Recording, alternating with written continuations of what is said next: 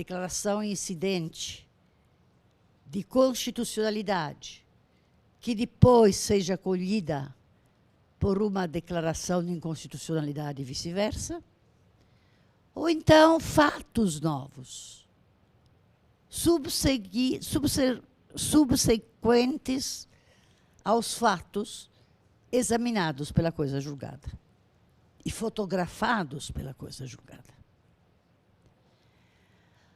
Com relação à lei nova, não há nenhuma dúvida, nem na doutrina estrangeira, nem na doutrina nacional.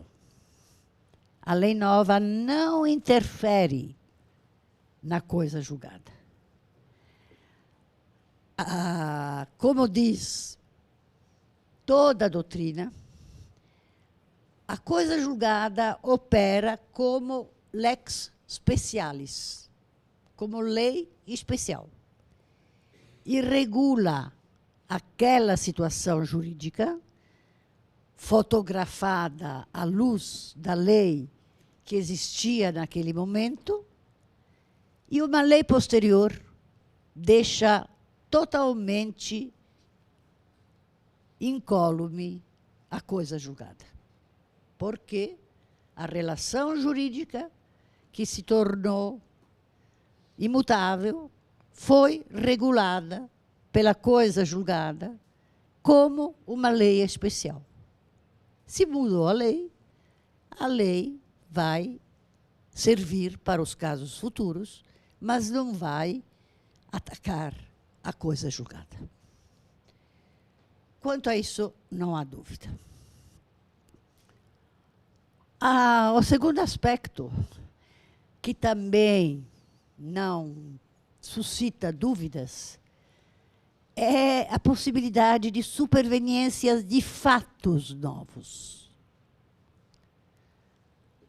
E aí, como a coisa julgada somente opera sobre os fatos existentes no momento da sentença, fatos novos podem acabar com essa imutabilidade.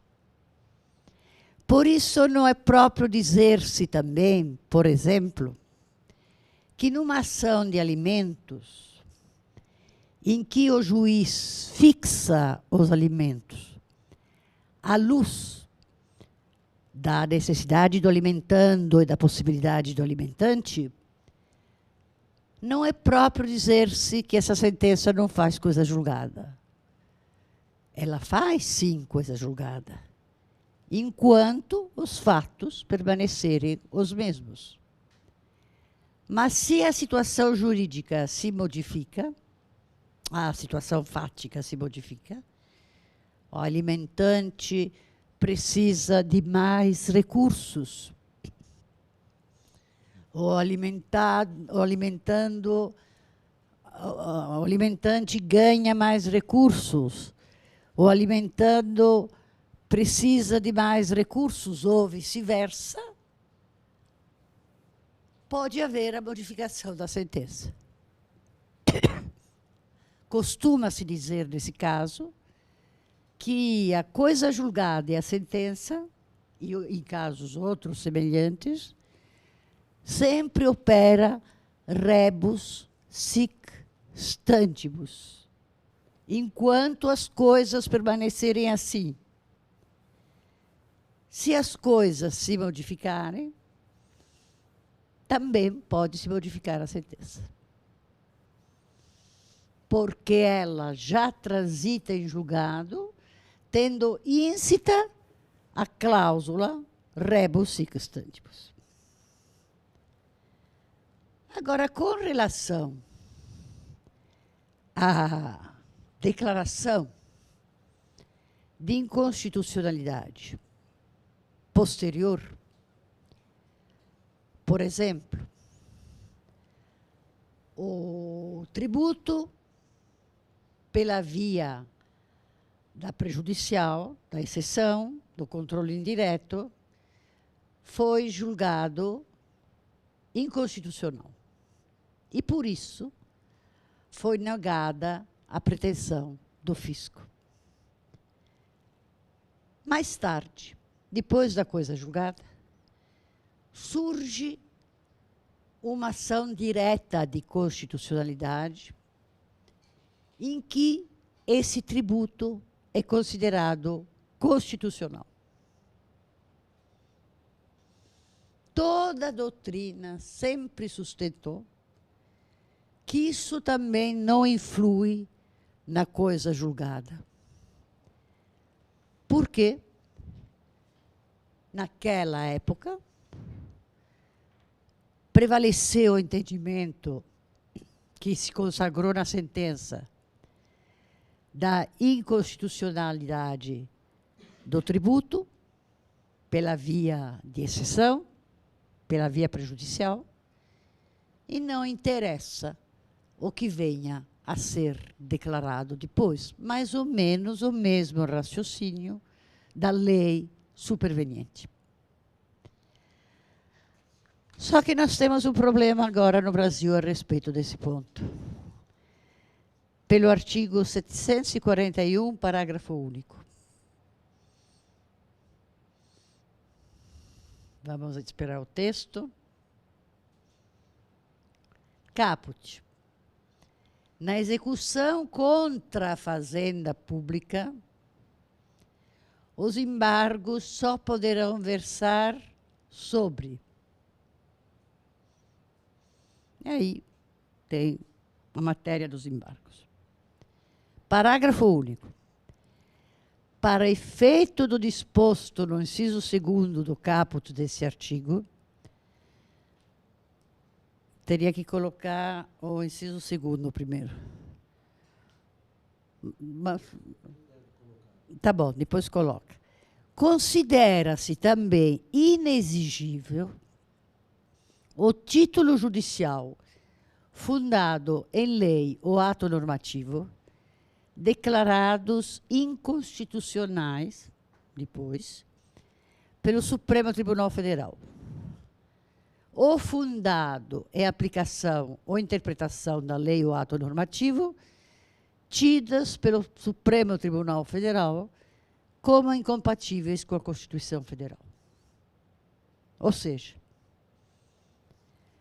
eu tenho um título executivo contra a Fazenda Pública. E vejam bem, esse artigo só se aplica na ação contra a Fazenda Pública. Inexigibilidade do título, o inciso 2º. Eu tenho o título. O título é perfeitamente válido.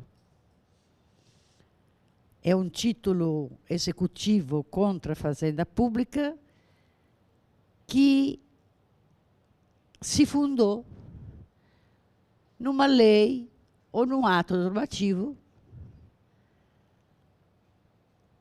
que foram declarados constitucionais pela via incidental. Aí, por uma manifestação subsequente do Supremo Tribunal Federal, a lei, o ato normativo, é considerado inconstitucional. E desfaz o meu título executivo contra a Fazenda Pública. Então, uma declaração posterior de inconstitucionalidade torna inexigível o meu título contra a Fazenda Pública. Esse dispositivo surgiu de repente no nosso ordenamento em 2005, por iniciativa do atual ministro do Supremo Tribunal Federal, que era, à época, procurador-geral, advogado-geral, não, procurador-geral da República. E vejam bem, só beneficia a Fazenda Pública. O artigo já me incomoda porque foge a todo o espírito da inatingibilidade da coisa julgada por posterior declaração de inconstitucionalidade. Se desfaz o meu título, desfaz também a coisa julgada.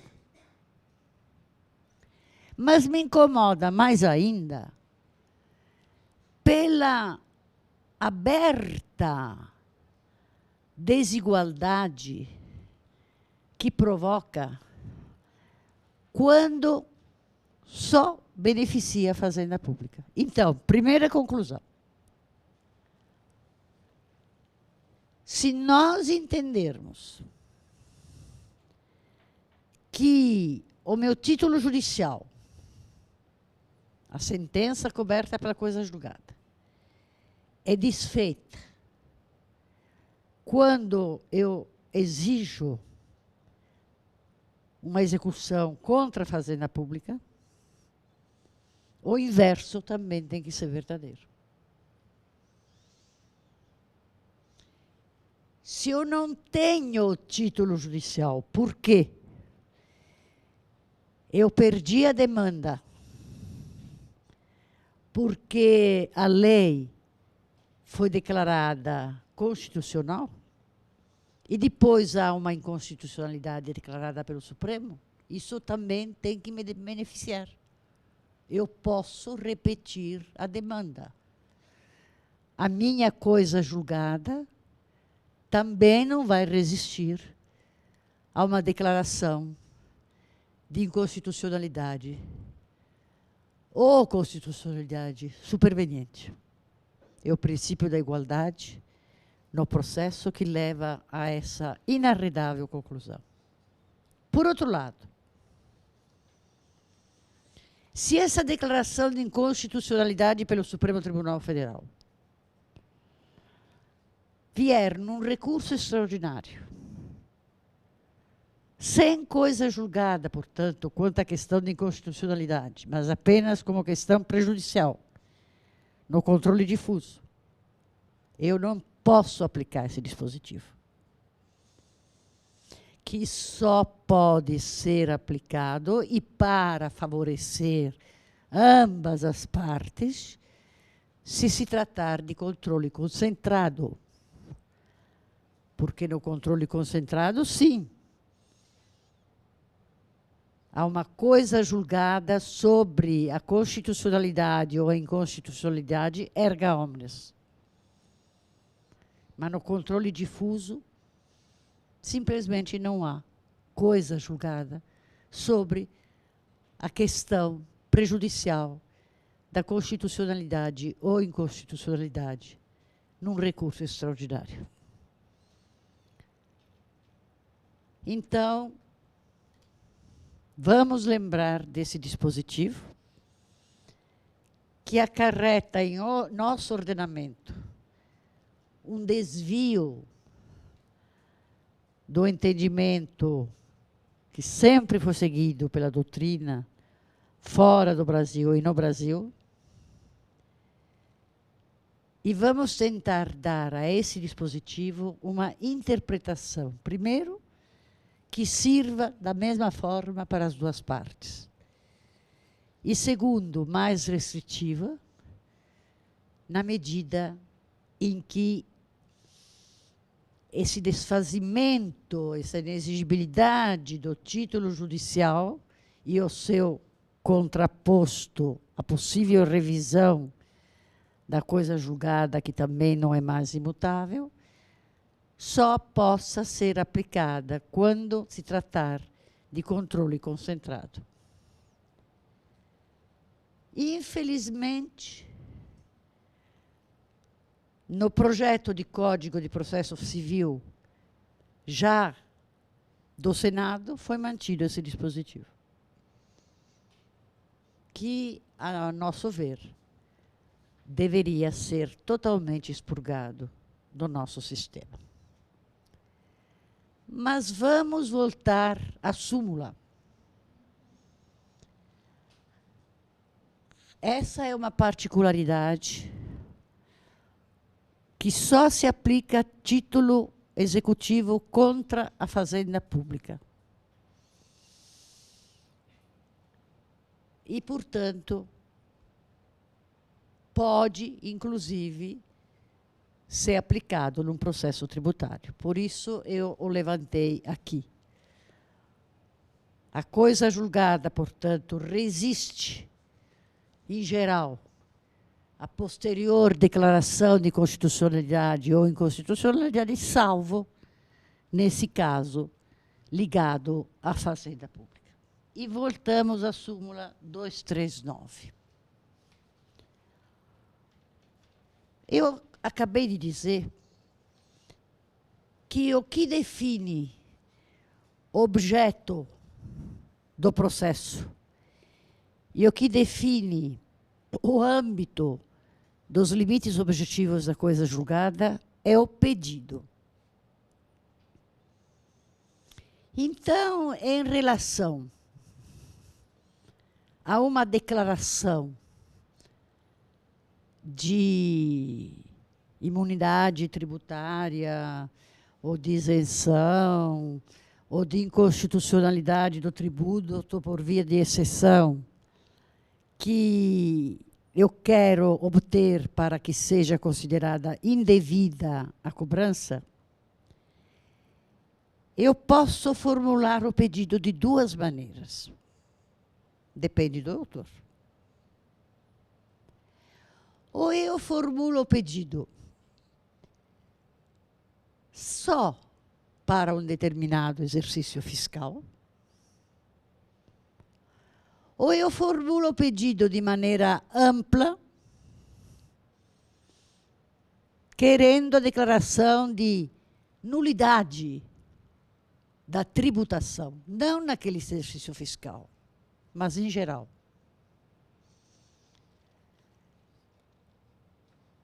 Então, eu formulo o meu pedido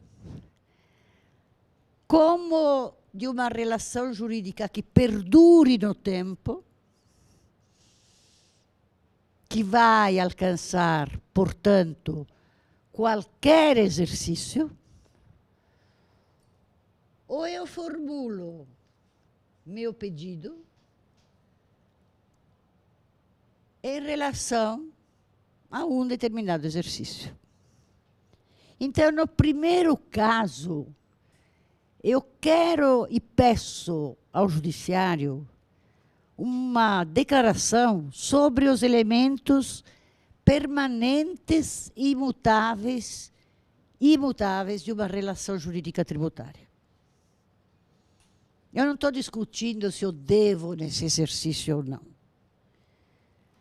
Eu estou discutindo a validade da tributação, a nulidade da tributação,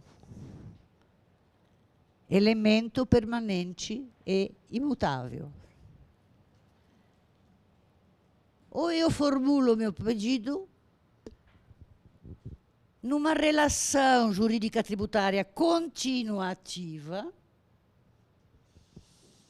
dizendo que eu quero a declaração que é inválida a cobrança naquele determinado exercício, e depois haverá um outro, haverá um outro, haverá um outro, e para cada exercício aí, eu terei que ter uma coisa julgada própria.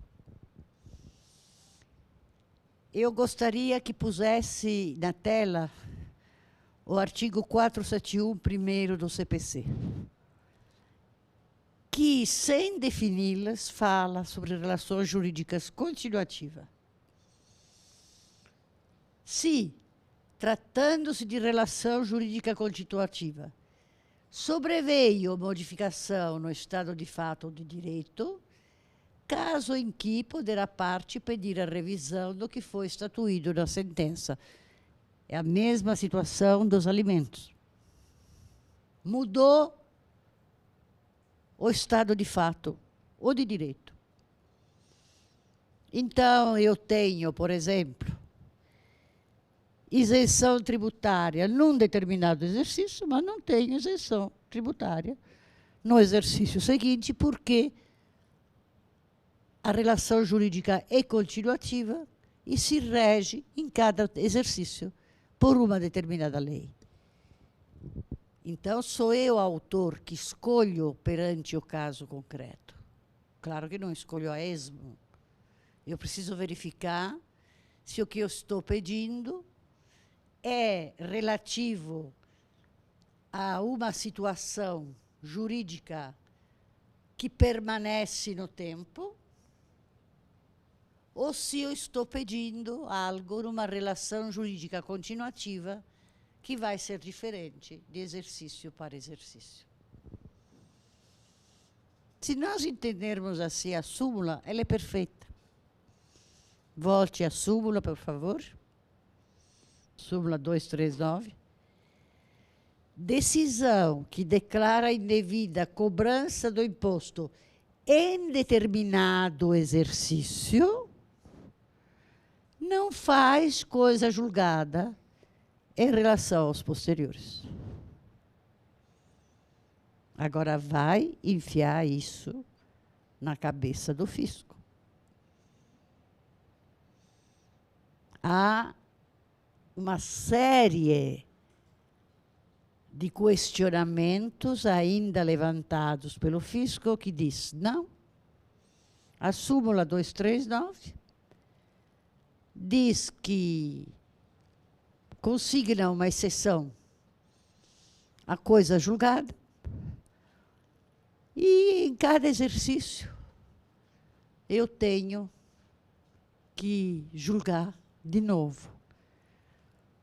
Por exemplo, a arguição de uma inconstitucionalidade de um tributo, que é uma relação jurídica permanente.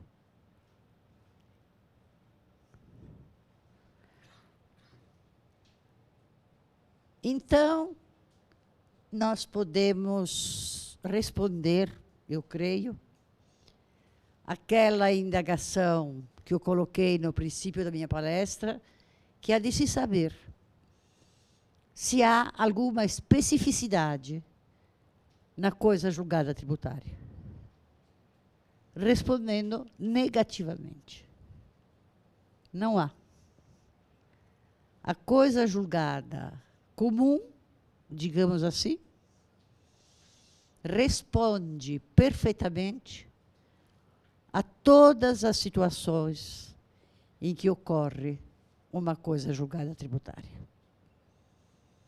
E aqui eu encerro a minha exposição.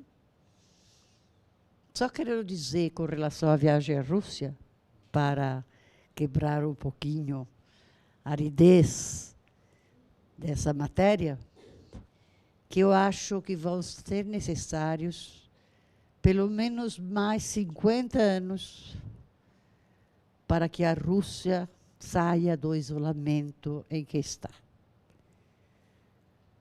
Tudo é escrito em cirílico, o que é absolutamente incompreensível para nós. Não existem táxis. A gente levanta a mão no meio da rua e espera que o cidadão russo pare e te dê um transporte, porque, evidentemente, o turista não sai sozinho na rua. Há alguns aspectos da vida que a gente pode observar, em que se percebe que muita gente não se dá conta de que o comunismo já acabou. E, aliás, as pessoas mais idosas têm saudade do comunismo, não estão acostumados ao livre mercado. Shopping fantásticos, moderníssimos, só com produtos caríssimos importados que ninguém lá pode comprar, e nem os de fora, porque qualquer outro produto comprado no Ocidente são mais baratos. Então, é muito interessante, mas para nós ainda é muito estranho. Muito obrigada e boa aula a seguir com o professor Hugo, que vai complementar essa primeira parte. Obrigada. Muito bem, professor. Uma salva de palmas. Muito obrigado pela participação em nosso curso. Vou pedir, então, a vocês que aguardem aí onde vocês estão durante uns 2, 3 minutinhos. Nós vamos fechar aqui a mídia para que possamos nos despedir da professora e, em 2 minutinhos, nós voltaremos. Tá bem? Monitoria.